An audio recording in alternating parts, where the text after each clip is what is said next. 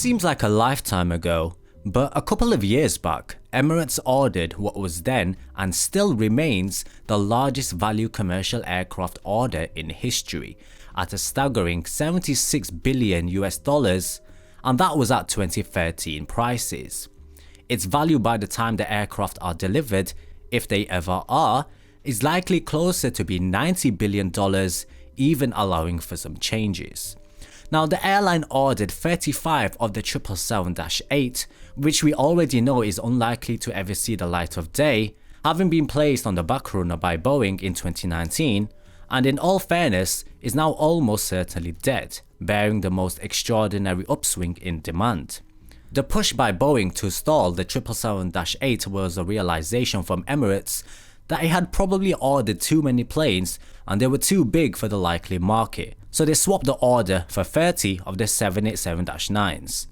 Emirates also ordered 115 of the 777-9, which was a move that was clearly intended to reflect the A380s in service and would have probably seen the near one for one replacement over the next 10 to 12 years. The planned passenger numbers for the 777-9 are extraordinarily similar to the A380, and with such a seating range, they're more likely to be running at 90 to 95% occupancy level rather than the 80 to 90% typically on a core A380 route. Now, Emirates seems to be perfectly happy to let Boeing decide when the first aircraft might be delivered, and the later that it happens to be, Emirates doesn't mind. Emirates seems to have let Boeing decide in this matter. Now, Boeing has slowed development, both because of the pandemic and also because it's up to his neck getting the MAX back into service, never mind winding down the 747-8 freighter production and transferring the remaining production of the 787s to Charleston and the production line on the West Coast. And yet, there is even more. Rumours have found their way out of Boeing to journalists, suggesting that the whole program might have been discussed as a potential for cancellation. Boeing, it seems, isn't convinced that there are many buyers that are going to take the aircraft on anything like the scale needed to break even. If they push ahead with the certification and the production of the 777, that's a whole lot more cost and outgoings that may never be recovered. The company is afraid, and with very good reason, that they may have another A380 on their hands, only much worse.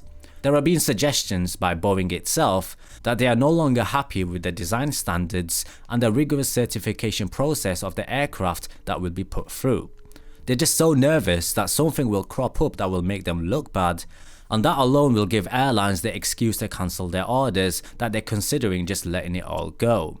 There is also potentially a far more lucrative option in front of them, and that's the so-called NMA, dubbed the 797, which is the real competitor for the A321neo, the LR and the XLR. They know that they could sell, and in big numbers, if they would replace the larger 737-9 and 10, allowing the 737 program to dwindle and itself be replaced. Yet all of this speculation, while it has some merit, will leave Boeing without a large new aircraft for possibly a decade or even more. Some are saying that the age of the jumbo aircraft is over anyway, yet there is nothing to replace the 777-300ER. The A350 outclasses the plane in economic terms, and the 787-10 is too small to be able to compete. Airbus are stuck with the A330neo and even fewer buyers. A few people would say it should be killed off, yet that would leave Boeing as masters of the market in the 787 and A330 size. Everybody knows that money talks, or the lack of it does.